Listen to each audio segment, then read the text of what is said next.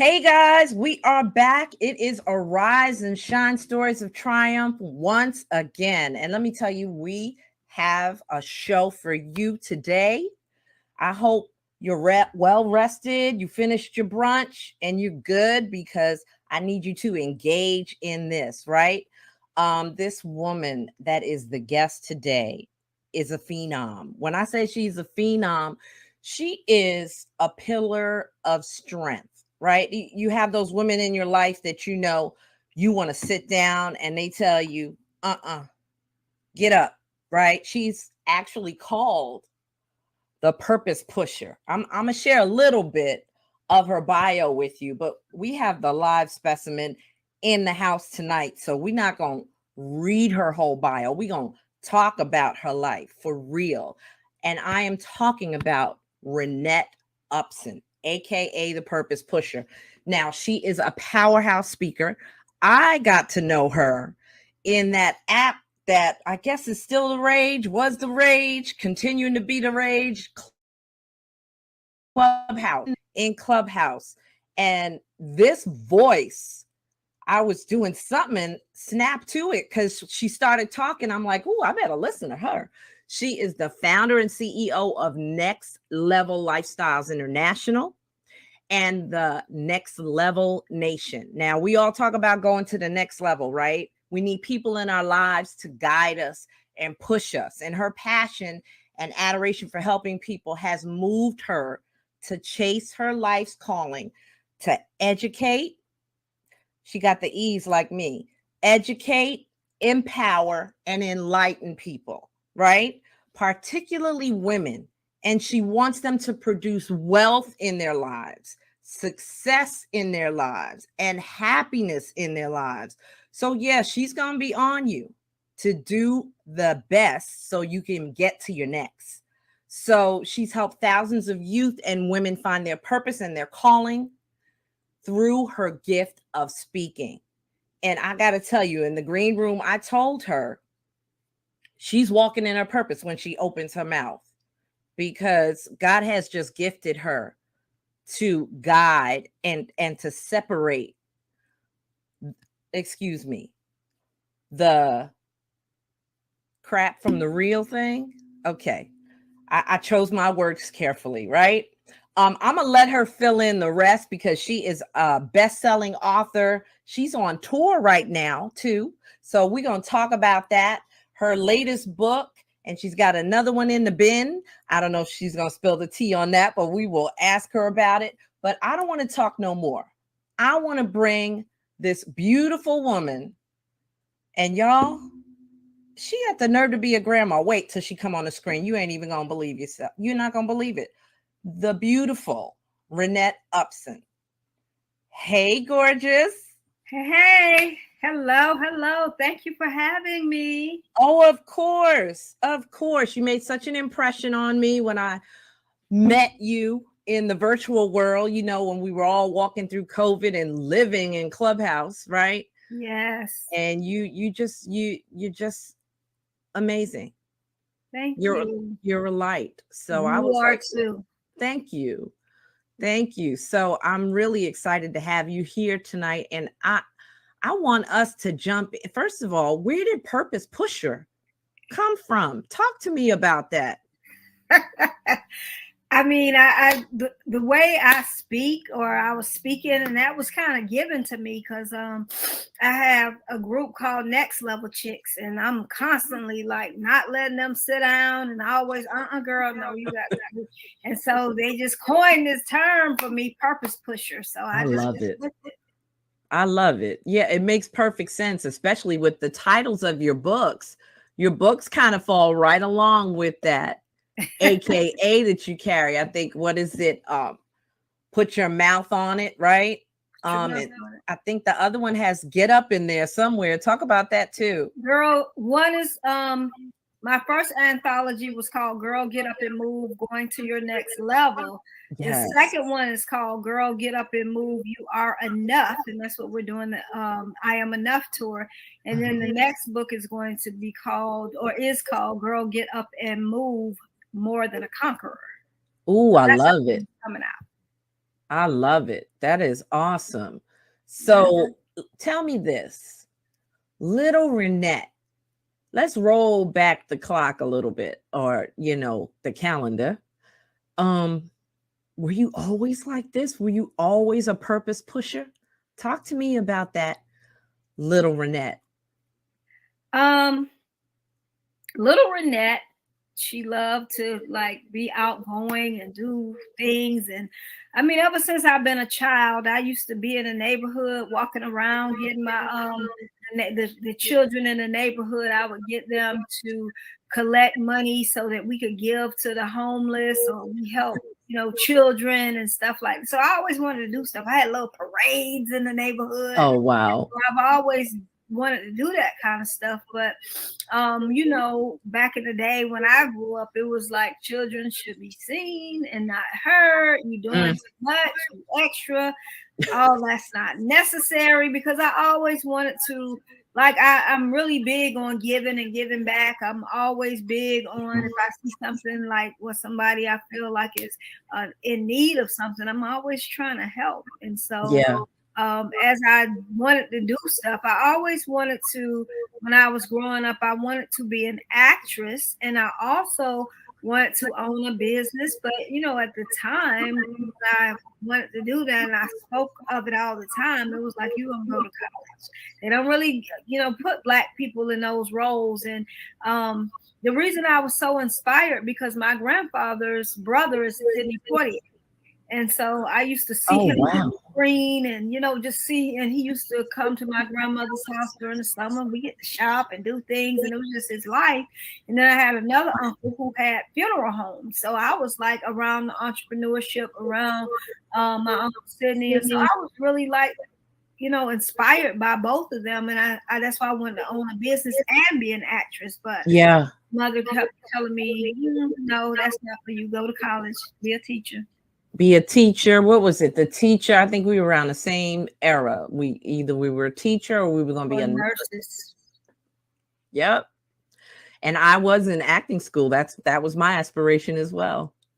So I would save my little change to pay for my workshops and stuff, and they would just tolerate me until I got into college on a vocal scholarship, and they were like, "Oh, okay.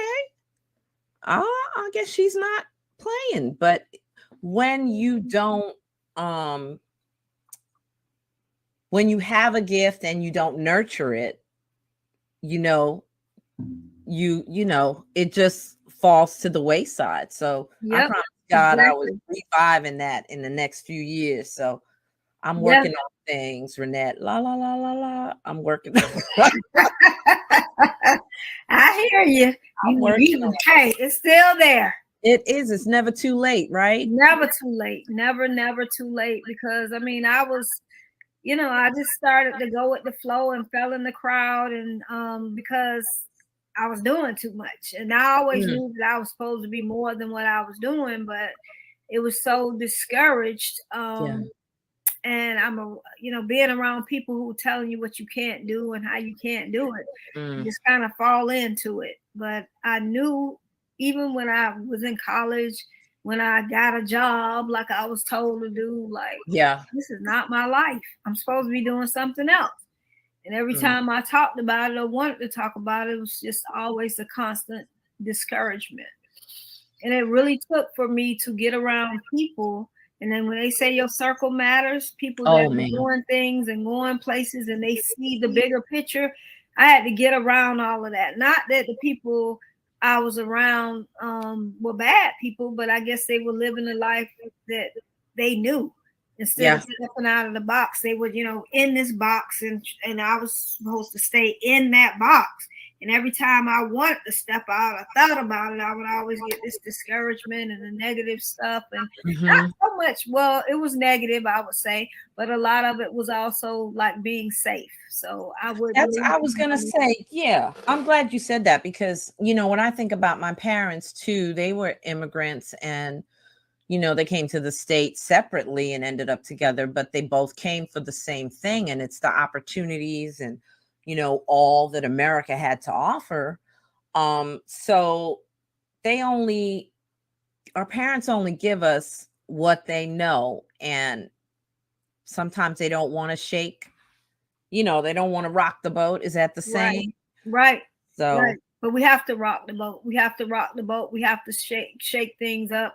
And, when we're born and we're growing up, we look like, sound like, more than likely act like our parents. But how we end up doesn't have to be that way. That's right. That's right. I lucked out because my dad was, I guess, the big joke on TV was that Jamaica and his family came from Jamaica over to Panama to help build a canal. Mm-hmm. But the big joke on TV is always Jamaicans have like 15 jobs. And my dad came out an entrepreneur, and kind of dragged my mom into it. So to be raised by an entrepreneur, you see a lot of stuff and you go through stuff as the kid of an entrepreneur. So I had both things going on. What about you? What was that like for you? Well, it's crazy. Like I said, I saw my uncle. I mean, he had the life, the houses, the cars, and this. Both of my uncles, the one with the funeral home and my Uncle Sidney. And so my mother and father were both educators. So that's why they told me to go to college and be a teacher. Be a teacher. And so when I first got out of college, and I actually had a job as an insurance agency, but it was going to take me to Seattle, Washington. And my mother was like, "Oh, that's too far." So I'm listening.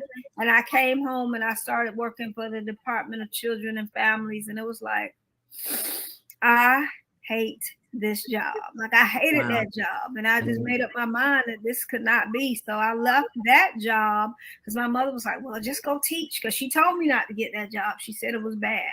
Just go teach. So I left. I had been there for like 3 years. I left a temporary job. I left a permanent job to go to a 6-week temporary job because the teacher was pregnant. And so I was going to teach for 6 weeks, and that was going to be the end. But I decided to take a chance on me. This was when I started my stepping out like moment. So I was, you know what? Because I was either going to, take that chance on me, or else I was going to be receiving AFDC like the people I was working, with. Yes. I was going to be a client because I hated the job. And I was like, this is not for me. Right. So as I started to teach, and my mother said, just make sure you can control that classroom.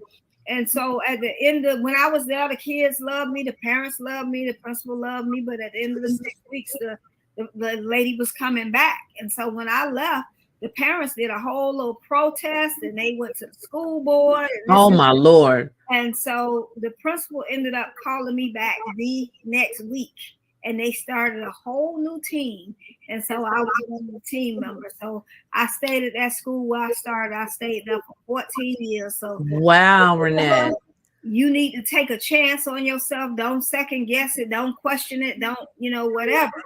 Because I could question DCF. I knew I was not happy. And we sit too long in spaces and places where we're not happy, where we're not satisfied.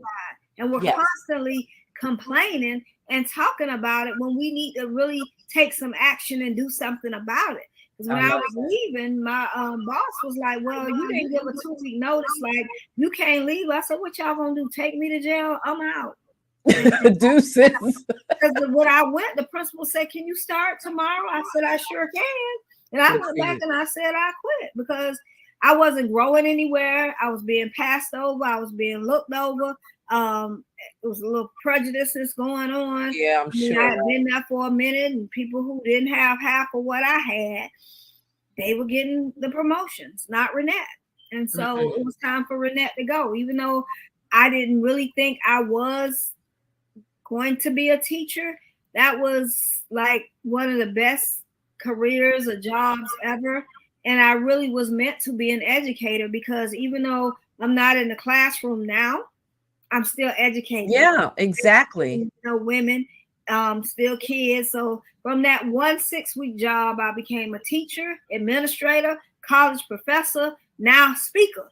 Because when I started that job and my principal really liked me, he was like, I need you to come out the classroom. You're going to get some on-the-job training. And so that's when he put me into administration, and I was training teachers. And so I had to start speaking to them and speaking to the students and not knowing that this was really going to be something that I was doing. Yes, God was setting you up. He was preparing me. Yes. So when I was first asked to speak and I got a speaking engagement, I was super nervous, but I thought to myself, these are my students. I'm just teaching. Right. And so when I did my first speaking engagement, it was like, oh, okay. And then I got 3 more from that one. And I knew from that day, I was driving home. I said, I am a speaker. And I just wanted to be a speaker and been doing it ever since. And I love it. So that is awesome. That journey, see, I think about when you were talking about that, I was thinking about, thank goodness that you made that stop and you made that decision, because so many children were impacted that, they may have made a decision to do something else with their lives because they got to spend a day or a week with Miss Rynette, and she was different from any other teacher they've ever experienced, Yeah, I love my students. I mean, even today, just seeing them and where they are and everything, it was just so amazing. And some of them are teachers now.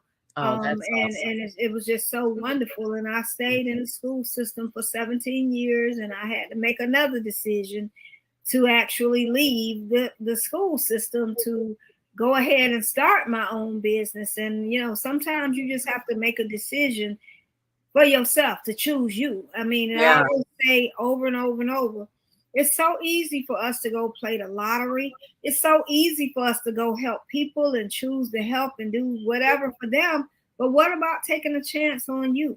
So many people hesitate. They go back and forth and they'll help their kids prepare to be in football and ballet and this and that. But when it comes to preparing for what it is you want to do, what's up? Mm-hmm. I had to get to the point to make that decision for me. And so that's what I did. And I wanted to ask you about that, because that launch point, like what influenced you to say, I mean, I have 17 years in, but I'm gonna do this. Like what pushed it for you to just take that leap? I knew God was calling me to more a long time when I started the school system. I mean, I liked it, I loved it and all of that, but I knew that I was supposed to be doing more. I just knew that. And I always had this inkling, and I wrote my first book with 3 other teachers called Teacher of the Year. Mm-hmm. And at that point, we had started doing really good. We talked about leaving. We got invited our first book to the Baptist Convention to speak and share our book. And we went to share with the police department down south. And we were doing a lot of stuff. Awesome. But, that was the summer. And when school came, we always got nervous. We always got scared. And I was like, I'm tired of doing this. I got to have a faith walk. I got to do a faith walk.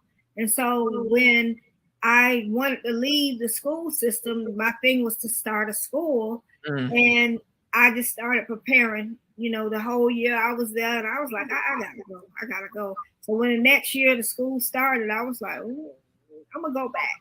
But we got a new principal. My principal got transferred. He left the school. The school I was at, he took me with him. Well, he took me. Oh, okay. And so when he left and he was going to elementary, I'm not an elementary person. So I deal better with I deal with any kids, but I like working with older kids.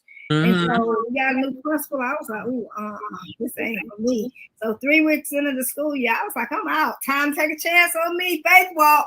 So wow. I did my faith walk and I left to start my school. And that was a ride. It was something serious. I don't know. You heard me talk about how I left to get a building to start a school, and it was very scary.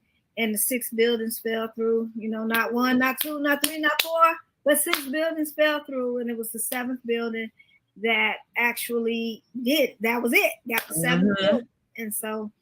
That was amazing. Got that 7th building, opened the school. We started school in August because of the hell we went through trying to get it open. It didn't open till October. But it opened with 12 students. By March, we were full. And I talk about how we became accredited nationally and internationally We became the Orlando Magic Preschool of the Year, the basketball team here in Orlando. We became the model preschool for Orange County Early Learning Coalition. And we just kept getting accolades on top of accolades, working and working and working. So Mm-hmm. 14 months, there was $1 million business that we never, we were like, oh my God. Didn't see that coming. Told us. Yeah, we didn't see it coming. And we had done our projections, and that was supposed to be like into the 4th or 5th year. But it just like, it was happening.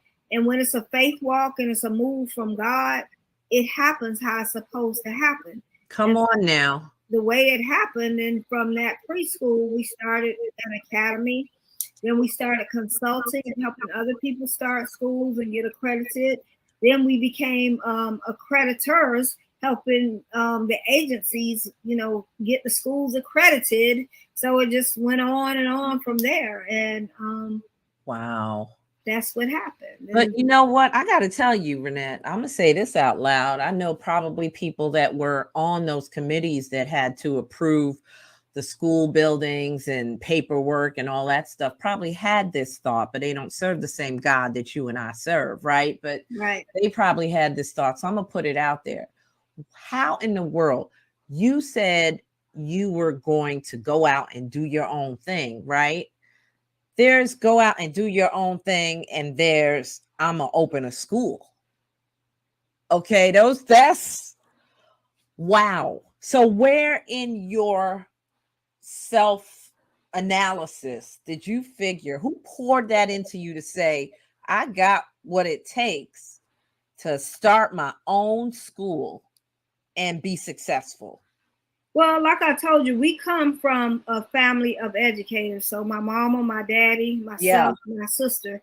So combined with everybody being in the school system as long as we were, probably about 200 years of education, because my mother was in for like 42 years. My daddy was in for like 27 or 28. And well, maybe about 150. And I, now it's over 25 years, of course, and my sister's hitting 30 years. So, I mean, that's a lot of education. Yes, it is. It was just like, and the one thing that we knew in doing our research, we in Orange County, where we put the school, it was 42 preschools on this one street called Pine Hills Road. And so everybody's like, why would y'all put it there? That's just so stupid. We didn't go on Pine Hills Road, but we were a mile away from it.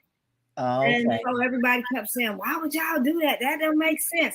But because we were certified educators, only 1% of people who own preschools in Orlando, Orange County, are certified educators. Okay. So that was our deal. We ran the preschool. It was we weren't running a nursery. We weren't babysitting. Your kids are gonna walk away with something coming. And that's what they were doing. They were walking away with something. Our test scores were the highest when a pilot program came in, and they had, oh God, I don't remember how many. It was like 900 and something schools applied for it, and they chose like 200 schools. And what school topped out from the testing? Number one, ours. Come on, Jesus. So it was really for us to do.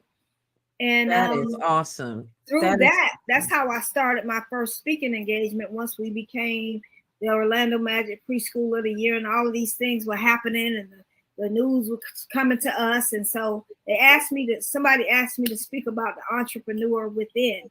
And like I said, that's where I was like, oh my God, this is real.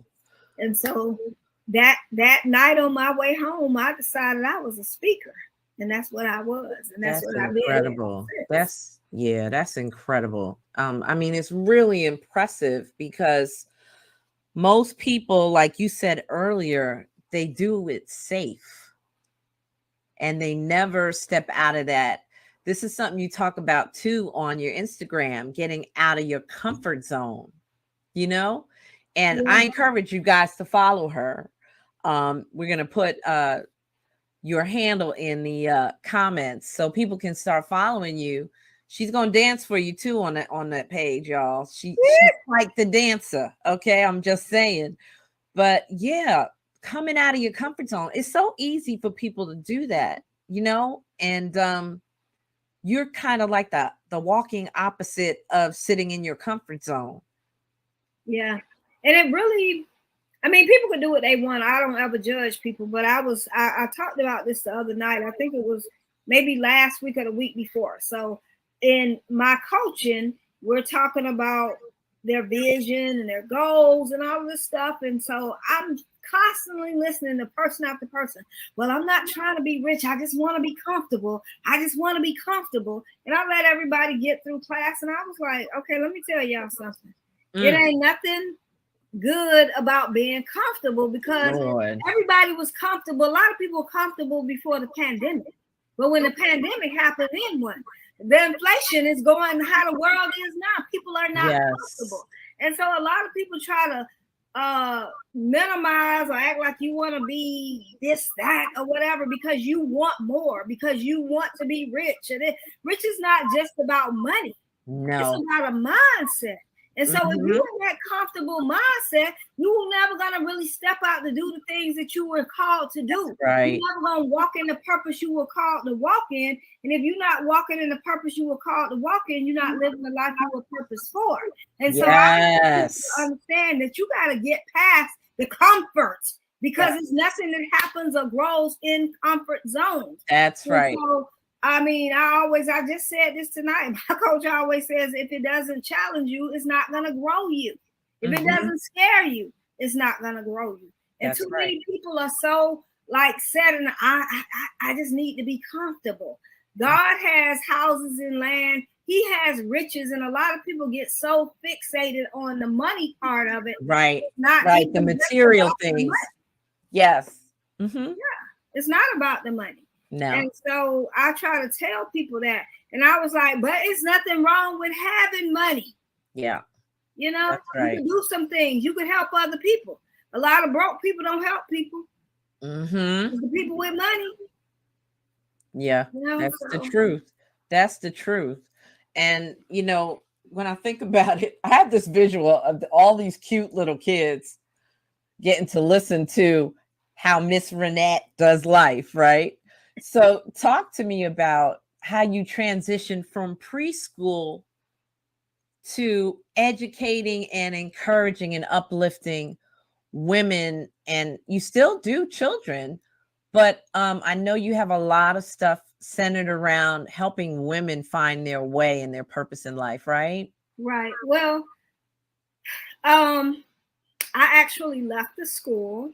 And it was a lot with the school or whatever, but I don't know if you heard me speak about in 2020. I got a call about 5 a.m. in the morning. I was saying my prayers and I was asked to get to the hospital right away. My grandson had been in a car accident. And when I got there, of course, he was unrecognizable. He was on life support. And he ended up passing 9 days later. They pulled the plug. And so we donated his organs. He saved 6 lives.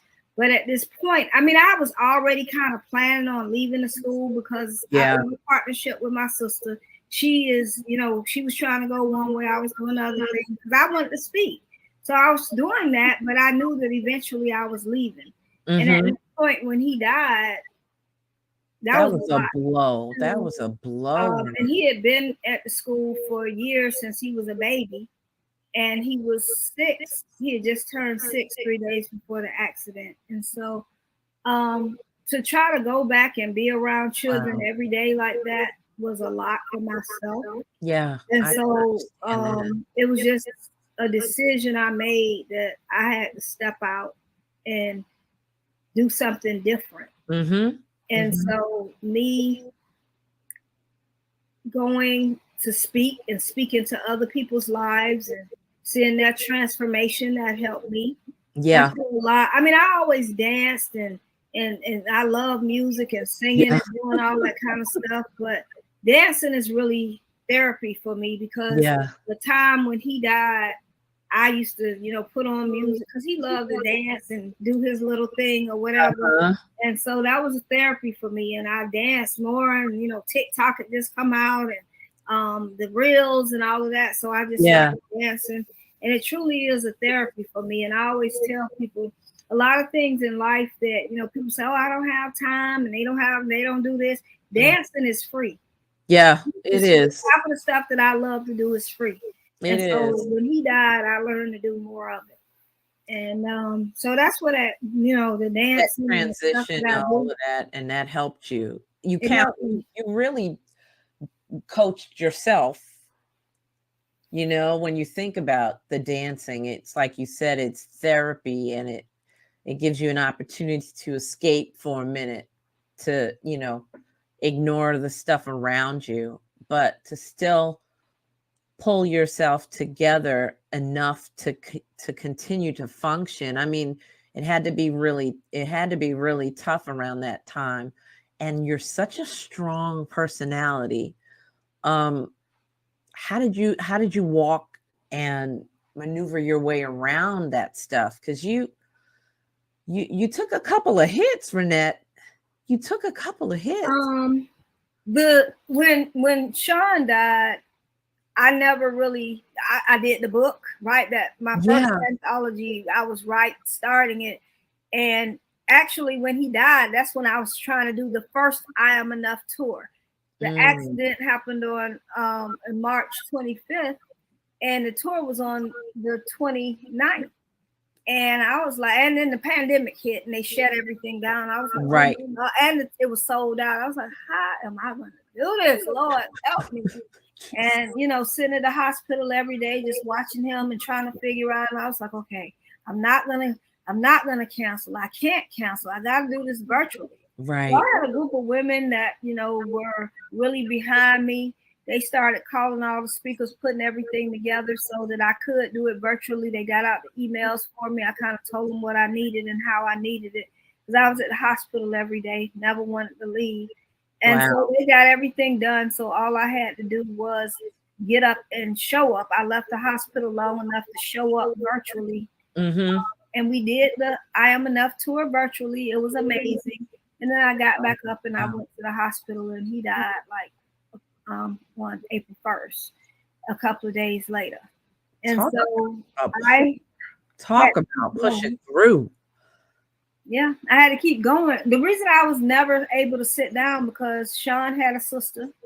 I have another grandchild. They were like brothers. They were 3 months apart. And in my family, we have 8 kids. And like I told you, we didn't have as many grandkids then. We got a lot now. Yeah. But we still had quite a few, but it was a lot. This was a whole blow for my family. Yeah. And so one thing that they did, everybody stayed over to this house for like the first month. We stayed together. And so I had to be that person, myself and my husband, to try to really keep things going. And so I was speaking more and getting up and kind of talking about the journey and just really doing what God called me to do. And I did not want to sit down, because I felt like if I sat down, that I would never get up. And so that's why I just kept going and going and going. Yeah. And, through that process, you might have seen that I lost my dad recently as well. Yeah. And so that hit different. Yeah. Because I was keeping the grandkids and the family together, but when my daddy died, that was that's something serious.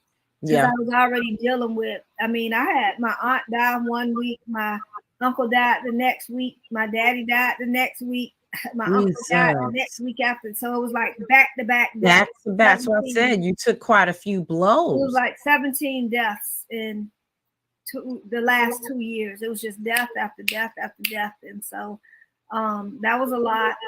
And what was it that kept you sane? What was it? Your faith? Was it a combination of faith and family? I mean, why is Rynette sitting in front of me in her right mind right now? 17. One thing, I was talking to a friend that is a therapist, and everybody kept saying, you need grief counseling, because I didn't do it after Sean, and I was just totally in a bad space, but I still kept going. Even when my daddy died on a Friday and I was coaching, I had classes on Monday night. You know, I showed up that Monday and nobody showed up to my class. So they were like, because they figured you were gonna be. That's what I said. Where are y'all? Y'all need to come on. And they were Girl, like, we thought we didn't have class. So they rolled on in there. About 25 minutes later, I got through the class and I kept going to that class and ended because I needed to keep going. Mm-hmm. And I also had a physical class that I was in as well.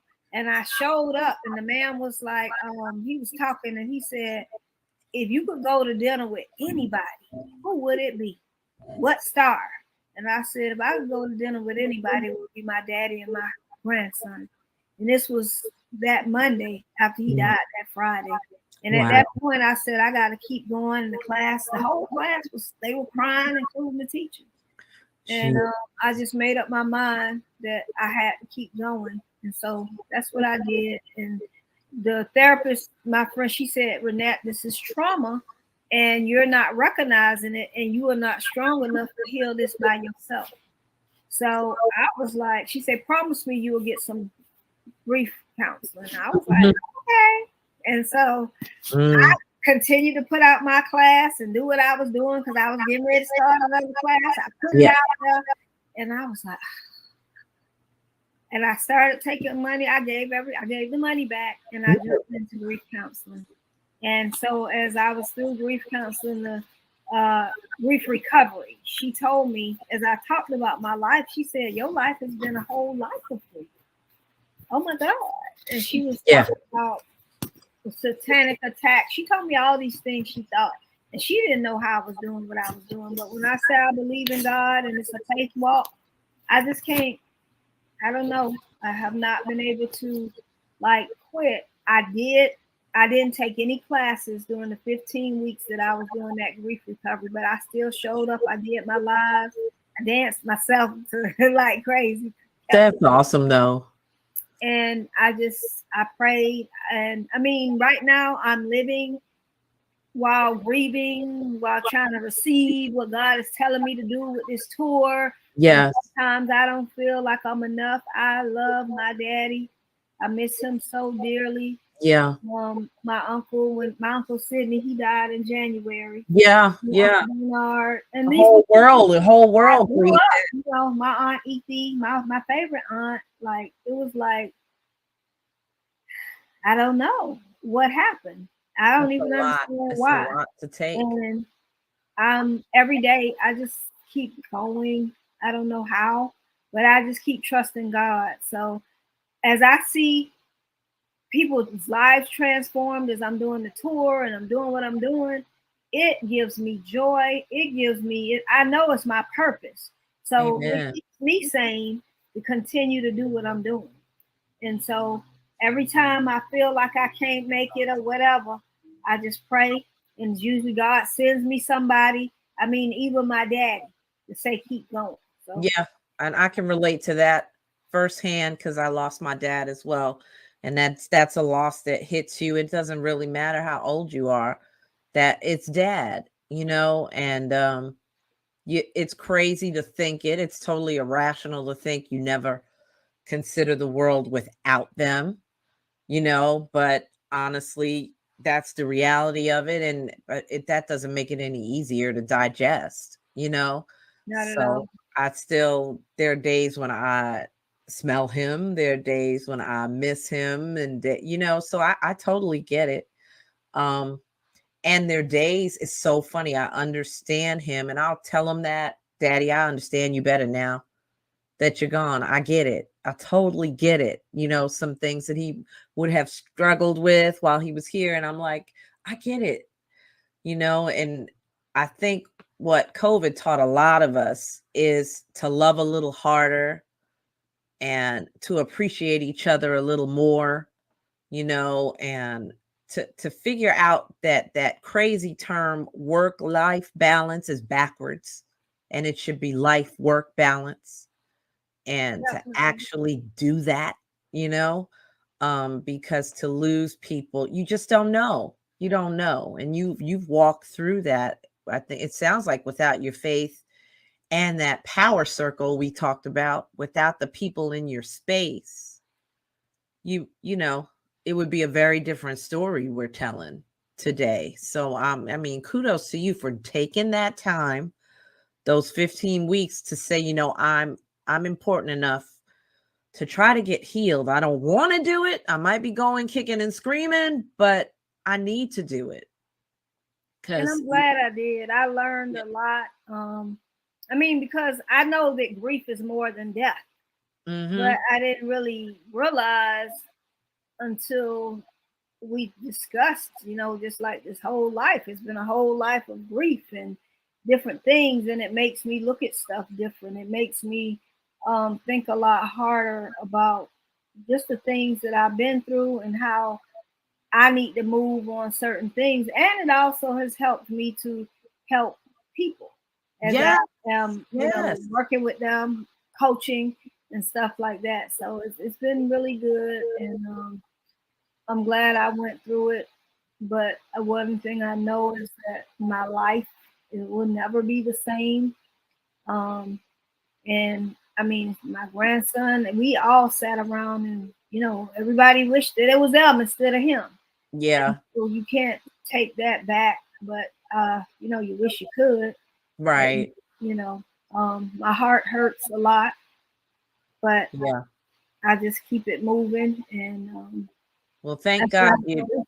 yeah, you have to keep it moving, but at least you have tools. And then you still have people in your, you know, in your life that love you, that you can actually say some of this stuff out loud, because what's going on now is people have nowhere to put it. They're keeping it all in, and then next thing you know, you hear they stepped off a building or they swallowed some pills, or because they don't have anywhere to go, they're not utilizing their faith, and they're not telling anybody, which is critical. You know, if you're not okay, say something to somebody.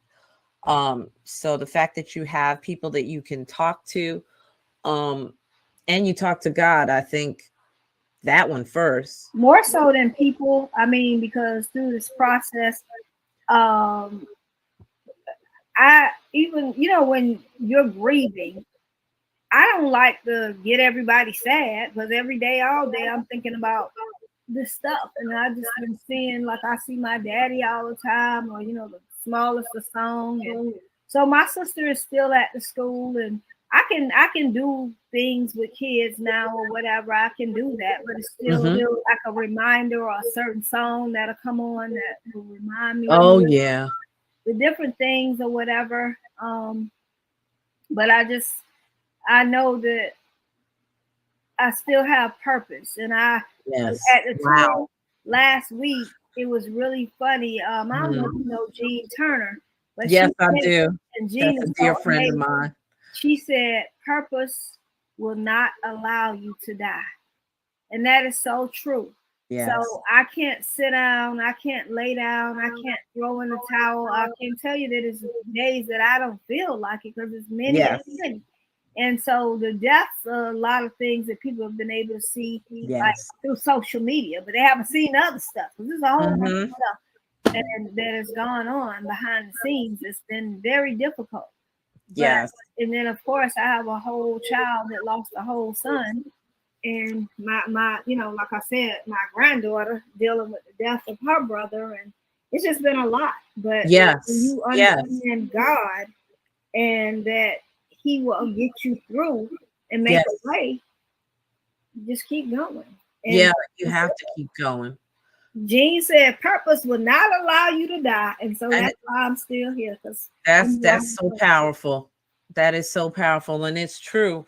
And that the scary part about that is people that don't know their purpose. That's why they're so lost, you know, and that's why Absolutely, absolutely. everything is a reason to not be here, because they don't know why they're here. So And why not leave? absolutely. And most of the world lives in purposelessness. Most Yes. of the world does not know their purpose, and they don't understand that they need to invest in themselves. They rather go and get the lottery, go and get them a drink, go on.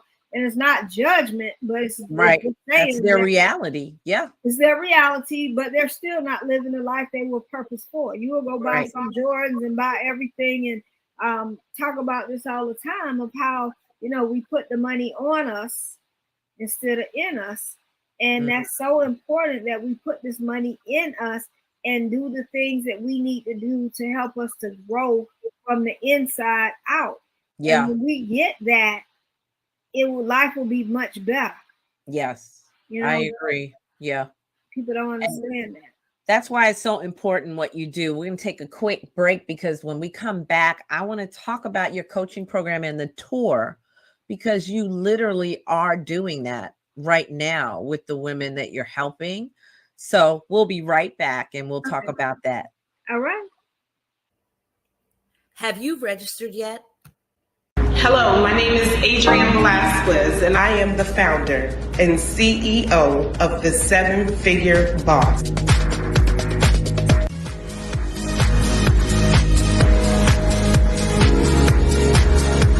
Seven-Figure Boss Summit. It is an empowerment summit. I got some of the most dynamic speakers flying in from all over the country to speak at this event. And it will not only be empowerment on mindset, but you will be walking away feeling more empowered about your finances, about your health, about, social media, how to brand your business. Go to www.7figurebosssummit.com. Register today. And we're back. We're back. So you have a tour. I love it. I love that you're on tour with your fabulous self. And the tour is called these 3 words that most people, honestly, a large percentage of people, speaking as a coach, they can't say it, much less think it about themselves. And that is, I am enough. That's like one of the biggest self-confidence stumblers that exist today. People don't think they're enough. Talk to me, Rynette, about this tour, because I love the title. We are enough. You are definitely enough. Like I said, I was supposed to be starting this back in 2020. And with everything happening, we did get the first leg. I pulled everybody together. It was a 10-city tour. And so I pulled everybody together to make it virtually. I did it again in 2021 virtually. And so this year, I said that I am going to do this no matter what. And so I just made up my mind that I was going to do it, but I was going to kind of take it, not have my 10 cities set up or whatever, but just kind of take it nice and slow. So as I started it, and when you have one thing about it, when you walk in purpose and people say anything worth having doesn't come easy, this tour has not been easy. It's been every single city. But can I tell you just the transformation and seeing how people are growing and moving? And praise God. And this is the thing that's just such a blessing to me. When I started this, I started by myself. I have ladies who are speakers, and they've been on every leg of the tour, and they like, I'm in, I'm down the clown girl. And it's like, whoa. Like, I mean, they really have like rallied around this thing, and we've all made it out. This is not about Rynette. It's never about Rynette. It's all about God. And so the things that they're speaking and doing, and to go from place to place with me like this has just been so amazing. When I got to Texas, that was the first city we did, and that was I was supposed to leave Orlando at 3:00. The plane didn't leave till 1:21. It kept getting canceled. So by this time, I was like, we ended up go get a whole nother flight. Got another flight. Got to Texas on Thursday. Luggage. Lord mercy. All the programs, everything for the tour was in the luggage. Lord have mercy. So we didn't have clothes. We had to go buy stuff. Where it was so crazy. And then finally, we got our luggage right before, like at 1:30 a.m. that Saturday morning. And the event was starting like at 11 Saturday. So we got no sleep, just trying to put the bags together, do all of that. But can I tell you, the event was Amazing. See that? He was trying to stop that. He was trying hard to stop it, the enemy. But Yes. look. It was amazing. And then trying to get home, that was a whole nother drama. I was like, oh my God, am I supposed to be doing this? Yes, And exactly. so, yes. that was crazy. Last week in Atlanta, I got a call the day before, 7:30, 7:40 at night. I can't get the lady with the building. We didn't have a building. No. You know, I was like, oh my God. But can I tell you that the title sponsor, who is, I would just say, is my friend, she and her husband put it together. They found us a place. Wow. They said they'll Uber back, because you know Atlanta's big, and so the place that they found was like an hour away. And oh my goodness! Space where they, you know, we were 5 minutes from the venue. It was so crazy. But my college best friends live in Atlanta as well. They actually had something to do, and they were not coming to the event. And I was talking to my one best friend, and I told her what happened, and she was like, I'm coming. I was like, no, you know, I know that don't. She hung up the phone. She called the other friend. When I tell you we had a whole little entourage to get us there with all of our stuff and make stuff happen. Wow. And, I mean, it was crazy the night before. I'm trying to call people. I'm all like, oh my God, I was going through some things. Because, you know, I'm feeling like, oh my God, I'm a little ghetto. It's not people money, because two of the people that were in Orlando, they came to Atlanta. Two of the people from Texas, they came to Atlanta. You said they were really doing every leg with you. They were in. Oh my God. I mean, guests, not even the speakers. These are guests that had been. Wow. That's amazing. Like, oh my God. But can I tell you, it was beautiful. It was beautiful. Every time God has pulled it together, every time I just felt like I don't know what I'm doing. Like, how is this going to work? God worked it out on every single leg of the tour. It has gone amazing. So just trusting God. When I say faith walk and believe in it and stop, you know, I'm like, God, I don't know. I wasn't really saying how. I was just kind of sitting. I felt so numb, but I just kept praying. And I told them, I didn't tell them right away, but when I told them, they went to praying, and God pulled it together. So it reminds me of that song. What's it? Won't He Do It? Won't He Do It? Yeah. Won't He do it? And He sure has done it. And I mean, people see the beautiful, but they don't see. It's been a process, but you know, God works it out. And I always promise God, one of the things I say I might be a purpose pusher, but before that, I'm a kingdom enforcer. I know that's right. Come on, Rynette. I know that's right. Pushing God's purpose. It's not about me. It's not, I mean, if it was about me, I would have been quit, because like I said, I'm grieving. I cry every day, not some day, every day, because I get sad sometimes. Yeah, you still feeling it. And I mean, and it's hard. Crazy that number is so huge in the span of time in which it happened. You know, it's like, to me, I would feel like you're having an out-of-body experience. So I know you must feel like that sometimes when you stand still and it hits you. Who's already gone? Stay still. That's the medicine in itself. Is keep it moving. And it's not like it's unhealthy that I keep moving, because I'm doing my purpose work. I'm doing, and a lot of people moving, but they moving in the wrong direction. So as you have things happening, you have to sometimes just really sit and talk to God and see where you're moving. So I believe God has me moving in a space and place to help people to see like how I walk, even though I'm going. That's right. And so that is so true. I can't sit and say I'm just a happy-go-lucky person and everything is perfect, because it's not. That's right. It is no such thing as perfect, but we have to do it, you know, scared, sad, messy, however it is. I'm going to do it, and I give God the glory, and I know that He's going to take care of it. None of this is through me or my own strength. It's by the strength of God, and He sends me to people. Some people are falling off, because I got a lot of stuff going on in reference to what has happened with all these deaths and that kind of stuff. And, you know, when you're sad and you're grieving, and I'm very careful or I don't want to be that depressing person. I don't want to be that sad person. And I don't want to put that off on people. So, Yeah. and I've always been that type of person. When I'm going through stuff, it's so easy for me to help other people. That's how I'm helping me. Yes. So, Yeah. That's the truth. It really is. you know, so Yeah. I don't have to, I don't need to go to drugs and smoke and drink and do all of that. Helping other people and seeing their lives transformed and just hearing the stuff they say to me, it's like I know I'm walking in purpose. The thing I'm doing now, I never would have thought that I could do.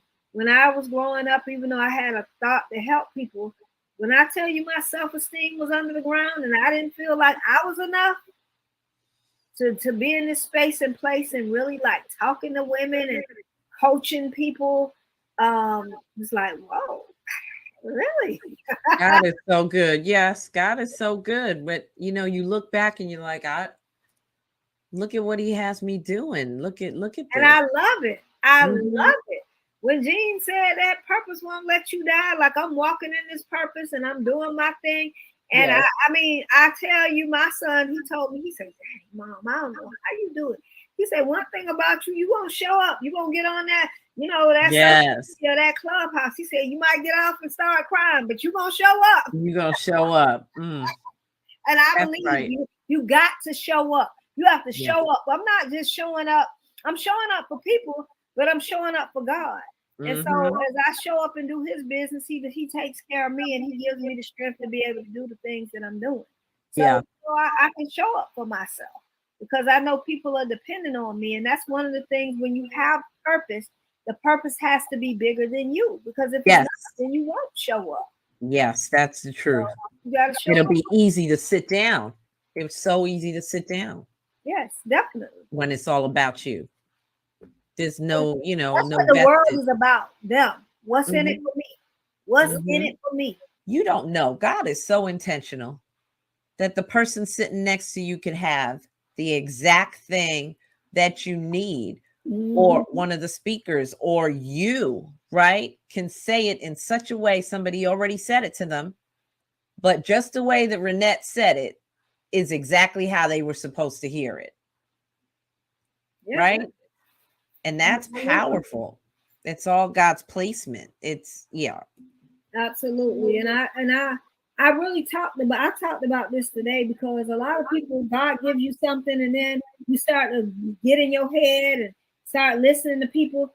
God gives you instructions. You need to follow his instructions. And so many Yes. times we go all over the place, down the corner, around the corner, down the street. And then before you know it, you're doing it your way instead of his way. And then you wonder why didn't that work? Girl, that's a whole nother show. That's that right there, that part. That's a whole nother show because we need to let him be the pilot and we be the co-pilot. Absolutely. Absolutely. But Rynette, this has been amazing. And I encourage you guys to reach out to her. Go on her Instagram, have some fun because I tell you, she can boogie. All right. So you get to watch them videos. And then in between all of that, she drops some wisdom. So, I love her page for that. And now I'm blessed that I get to spend some time with you, so-called in person, right? Yeah, I'm so blessed to be on this podcast, to spend time with you. You're super amazing. Thank you, sweetie. Well, we'll definitely make sure that this is not the last time. Okay. And so next time we'll be like in the flesh, seeing each other. Let's pray on that. And I'm gonna say goodnight to everybody and send them on their way. You guys send her some love. Most definitely send her some love. Thank you so much, Rynette. Thank you. Yes, and we will talk again soon. Appreciate you. Wasn't she amazing, y'all? She was amazing. I can't even wrap my head around what she's walked through in the past few years. And she's sitting before us by the grace of God in a position to help others. And that's what keeps her going. Yet she has a humble spirit enough to get help when she needs help and to keep moving and have a circle around her that steps up when she needs them to be there. that's what life's about, right? That's what helps us to rise. So I hope today was an encouragement to you. And guess what? We're going to have another extraordinary guest next week. So you guys be good. God bless and keep rising. Okay. I'll see you next time. Bye-bye. Wait a minute. Don't go anywhere. I just want to give you a quick reminder. Don't forget to subscribe to our YouTube channel at ariseandshine.live. If you're interested in being a guest, there are just a few spots left for the season. So go to bit.ly ANS guest requests. Or if you're watching the video, just scan that QR code and fill out the form. We would love to have you so you can share your story of triumph with the world. See you next week.